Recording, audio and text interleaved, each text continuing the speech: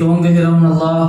சாந்தியும் சமாதானமும் நம் உயிரிலும் மேலான கண்மணி நாயகம் முஹம்மதும் ரசூலுல்லாஹி ஸல்லல்லாஹு அலைஹி வஸல்லம் அவர்கள் மீது அவர்களை பின்பற்றி வாழ்ந்த சத்திய சஹாபாக்கள், தாபியீன்கள், தபஅ தாபியீன்கள், குறிப்பாக இங்கு அமர்ந்திருக்கும் நம்மவர்கள் நம் அனைவர்களின் மீதும் அல்லாஹுவின் சாந்தியும் சமாதானமும் என்றென்றும் நின்று நிலவட்டுமாகுக.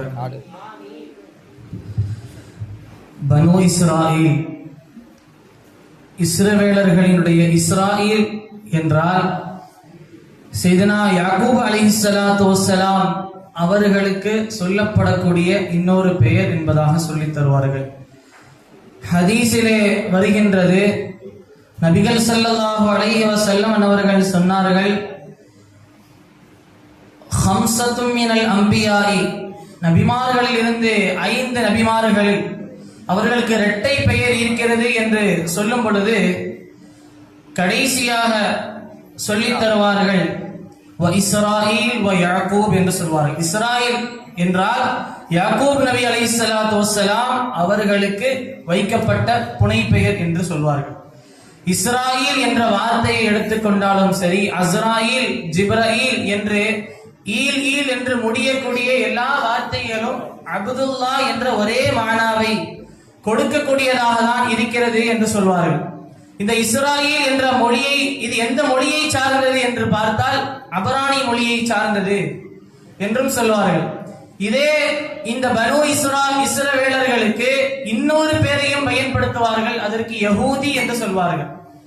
யஹூதி என்ற வந்ததற்கு காரணம் என்னவென்று தெரிவிக்கும் பொழுது 4-5 காரணங்கள் சொன்னாலும் 2 காரணங்களை ஏற்றமான உலமாக்கள் சொல்லித் தருகிறார்கள். முதல் காரணம், சையதுனா மூஸா அலைஹிஸ்ஸலாத்து வஸ்ஸலாம் அன்னவர்களோடு 70 நபர்கள் சேர்ந்து போகிறார்கள். அப்படி போகும் பொழுது அந்த குர்ஆனுடைய வசனம் வருகிறது, வக்துப் லனா ஃபீ ஹாதிஹி துன்யா ஹஸனா வ ஃபில் ஆখিরাতি இன்னா ஹுத்னா இலைக் என்று சொல்வார்கள். ரப்பே, உன்னின் பக்கம் நாங்கள் மீண்டு விட்டோம். ரஜானா, ஹுத்னா என்றால் ரஜானா என்ற அர்த்தத்தை சொல்லித் தருவார்கள். அந்த ஹாத யஹூது என்றதிலிருந்து தான் யஹூதி என்ற வார்த்தை பிறந்தது என்று சொல்வார்கள். இரண்டாவது காரணியாக சொல்லும் பொழுது, யாக்கூப் நபி அலைஹிஸ்ஸலாத்து வஸ்ஸலாம் அவர்களுக்கு 11 பிள்ளைகள், குழந்தைகள் இருந்தது. அந்த 11 குழந்தையில் 4வது குழந்தை யஹூதா என்ற குழந்தை. அந்த குழந்தையுடைய நிஸ்பத்தாகி யஹூதி என்ற பெயர் பிரபலியமாகிவிட்டது என்று சொல்வார்கள். ஆக மொத்தத்தில் இவர்கள் அனைவர்களுமே சையதுனா யாக்கூப் அலைஹிஸ்ஸலாத்து வஸ்ஸலாம் அவருடைய பாரம்பரியத்தில் வருபவர்கள். யாக்கூப் நபி இப்ராஹிம் நபி அலைஹிஸ்ஸலாத்து வஸ்ஸலாம் அவருடைய பேரராக இருக்கிறார்கள். சையதுனா யூசுப் அலைஹிஸ்ஸலாத்து வஸ்ஸலாம் அவர்கள் தான் இவருடைய மகன். அவர்கள் கனான் என்ற தேசத்திலே தான் அவருடைய குடும்பங்கள் வாழ்ந்து கொண்டிருக்கிறது. அவர்களுக்கு சகோதரர்களுக்கு ஏற்பட்ட பிளவின் காரணத்தினால், போராமையின் காரணத்தினால் பிளவு ஏற்பட்ட அவர்கள் அந்த நாட்டை விட்டு அடிமையாக்கப்பட்டு துரத்தப்படுகிறார்கள். மிஸ்ர் தேசத்திற்கு வரவழைக்கப்படுகிறார்கள், அடிமையாக விற்கப்படுகிறார்கள் யூசுப் அலைஹிஸ்ஸலாத்து வஸ்ஸலாம் அவர்கள். அப்படி விற்கப்பட்டு அந்த அரசர் இந்த யூசுப் நபியின் மீது பிரியம் கொண்டு இவர்களை உயர்ந்த அந்தஸ்திலே, பதவியிலே அவர் வைத்து விடுகிறார். சில நாட்கள் கழிகிறது. கனான் தேசத்தில் வாழக்கூடிய யூசுப் அலைஹிஸ்ஸலாத்து வஸ்ஸலாம் அவர்களினுடைய குடும்பத்தார்கள் கஷ்டத்திலும் நஷ்டத்திலும் அங்கே இருந்து அந்த நாட்டை விட்டு வெளியேறக்கூடிய சூழல் ஏற்படுகிறது. அவர்கள் நாட்டை விட்டு வெளியேறி மிஸ்ர் தேசத்திற்கு வருகிறார்கள். அப்பொழுது சில நாட்களாக இவர் யார் என்று அடையாளம் தெரியாமல் இருந்தது. பின்னர் அவர்கள் தெரிந்து கொண்டார்கள், இதுதான் நம்முடைய சகோதரர் யூசுப் அலைஹிஸ்ஸலாத்து வஸ்ஸலாம் என்று தெரிந்து கொண்டு யூசுப் நபி அலைஹிஸ்ஸலாத்து வஸ்ஸலாம் அவர்களுக்கு நிறைய உபகாரணங்களை செய்கிறார்கள். இது வரலாறு. இப்போ கனான் தேசத்திலிருந்து வந்த, மிஸ்ர் தேசத்திற்கு வந்த யூசுப் நபி அலைஹிஸ்ஸலாத்தினுடைய குடும்பத்தினர்கள், அதாவது யாக்கூப் நபியினுடைய பரம்பரையினர்கள் அகதியாக வந்ததின் காரணத்தினால் இங்கே அடிமையாக நடத்தப்படுகிறார்கள். நமக்கு எல்லோரும் தெரியும், இந்த கூட்டத்திற்கு சிபத்தி என்ற கூட்டம் என்று சொல்வார்கள். அதே நேரத்திலே அந்த மிகப்பெரிய பெரிய நாடை ஆட்சி செய்திருக்கக்கூடிய மிஸ்அப் என்றும் வலீத் என்றும் சொல்லப்படக்கூடிய ஃபிரௌன் என்ற கொடுங்கோலன் தான் அங்கே ஆட்சி செய்கிறார். வழங்குகிறான். அதாவது ஃபிரௌன் என்று சொன்னால் அந்த நாட்டிலே ஆட்சி செய்பவர்களுக்கு அந்த பெயரை வழங்குவது வழமை. அப்படி பிரபலியமானவர் தான் இந்த ஃபிரௌன். மூசா நபி அலைஹிஸ்ஸலாத்தினுடைய காலத்தில் வாழ்ந்த அந்த ஃபிரௌனுடைய அந்த சம்பவங்கள் நமக்கு எல்லாம் தெரியும். சையதுனா மூசா அலைஹிஸ்ஸலாம் அவர்கள் பிறக்கிறார்கள். அவர்கள் ஹாரூன் அலைஹிஸ்ஸலாத்து வஸ்ஸலாம் அவர்கள் அந்த முந்திய வருடமே மூசா அலைஹிஸ்ஸலாத்து வஸ்ஸலாம் அவர்கள் பிறப்பதற்கு முன்பாகவே ஹாரூன் நபி அலைஹிஸ்ஸலாத்து வஸ்ஸலாம் அவர்கள் பிறக்கிறார்கள். இந்த வரலாறு எல்லாம் நமக்கு தெரியும். ஃபிரௌனிடத்திலே சில கனவுகள் ஏற்படுகின்றது. என்ன கனவு? ஒரு மிகப்பெரிய மிஸ்ர் தேசத்திலிருந்து ஒரு மிகப்பெரிய ஒரு அபாண்டமான ஒரு கல் ஏதாவது வருகின்றது என்பதாக ஒரு கனவு காண்கிறார். ஒரு மிகப்பெரிய ஒரு விஷயத்தை கனவு காண்கிறார். அதை கண்டவுடனே அவனுக்கு ஒரு சந்தேகம் ஏற்பட்டு ஜோதிடர்களிடத்திலே அதற்கான விளக்கத்தை கோரி செல்கிறார்.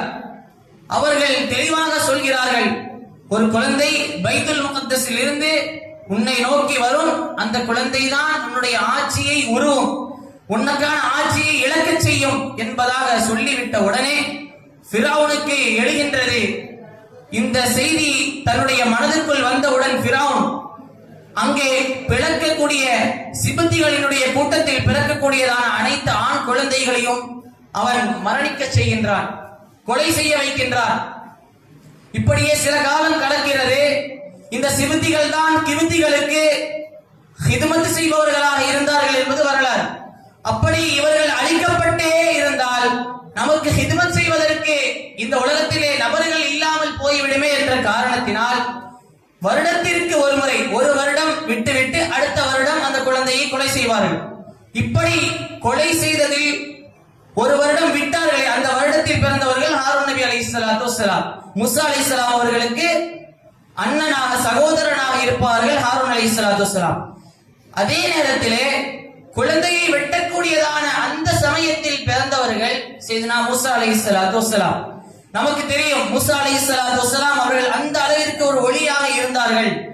அந்த ஒளியை பார்த்த உடனே ஃபிரௌனுக்கு ஒரு மனமலர்ச்சி ஏற்பட்டு ஆரம்பத்தில் அவன் ஏற்றுக்கொள்ளாவிட்டாலும் அந்த குழந்தையின் மீது உண்டான ஒரு பாசம் அவனுக்குள் எழுகின்றது. காரணம், அந்த குழந்தையை பார்த்தால் அவ்வளவு ஒரு அழகாக செழிப்பாக இருக்கிறது. இதை பார்த்த உடனே அவனும் அவனுடைய மனைவிமார்களும் சேர்ந்து இந்த குழந்தைக்கு பால் கொடுக்கக்கூடிய ஒரு கஃபீலா நாம் நிர்ணயிக்க வேண்டும், ஒரு செவிலித்தாயை நாம் உருவாக்க வேண்டும் என்று எத்தனையோ செவிலித்தாய்களை அழைக்கிறார்கள். அப்படி அழைத்த பொழுது எத்தனையோ செவிலித்தாய்கள் வந்து பால் ஊட்டினாலும் அந்த பாலை சையதுனா மூசா அலைஹிஸ்ஸலாத்து வஸ்ஸலாம் குடிக்கவில்லை. பிறகு அவர்களுடைய சகோதரி வந்து அவருடைய தாயை கூட்டு வந்த பிறகுதான் அந்த தாயிடமிருந்து சையதுனா மூசா அலைஹிஸ்ஸலாத்து வஸ்ஸலாம் அவர்கள் அந்த பாலை அருந்தினார்கள் என்று சொல்வார்கள். இப்படி வரலாறு நீண்டு கொண்டே செல்லும். அல்லாஹ் தஆலா குர்ஆனிலே சொல்கின்றான், பனூ இஸ்ரவேலர்களே, உங்களுக்கு செய்த நிஅமத்துகளை நீங்கள் நினைவுபடுத்தி பாருங்கள் என்று சொல்கின்றான். அதாவது அந்த காலத்திலே இருந்த கூட்டத்தார்களை விட வன்னி ஃபல்லல்துகும் அலல் ஆலமீன் என்று அல்லாஹ் சொல்கின்றான். அப்படி என்றால் என்ன காரணம் என்று முஃபஸ்ஸிரீன்கள் விளக்கி தரும் பொழுது கிட்டத்தட்ட 70,000 நபிமார்கள் இருந்தார்கள். இன்னொரு கருத்தின்படி 40,000 நபிமார்கள் இருந்தார்கள். அவர்களுடைய அந்த வழியிலே தொடர்ந்து வந்தார்கள். எனவே அல்லாஹ் பனூ இஸ்ரவேலர்களை அந்த காலத்திலே சிறப்புப்படுத்தி இருந்தான். அப்படி நபிமார்கள் வந்தாலும் அந்த நபிமார்களை சோதனைக்குள்ளாக்கியவர்கள் தான் இந்த பனூ இஸ்ரவேலர்கள் என்பதை நாம் புரிந்து கொள்ள வேண்டும். இவர்களுடைய யதார்த்தமான நிலை என்னவென்று சொன்னால், அல்லாஹ் எதை சொன்னாலும் அதை உடனே மறுப்பார்கள். எதற்கெடுத்தாலும் ஒரு தேவையில்லாத கேள்வியை உருவாக்குவார்கள். இதுதான் இவர்களுடைய வாழ்க்கையின் சாராம்சமாக இருக்கின்றது. எனவே அல்லாஹ் தஆலா இத்தகைய மோசமான கூட்டத்தினர்களை விட்டும் நம்மை பாதுகாத்தருள்வானாக. அதுபோல் எந்த அமலையும் அல்லாஹ்விற்காக வேண்டி செய்யக்கூடிய நல்ல நசீபை அல்லாஹ் நம் அனைவர்களுக்கும் தருவானாக. வாஹிரு தஅவானா அல்ஹம்துலில்லாஹி ரப்பில் ஆலமீன். அஸ்ஸலாமு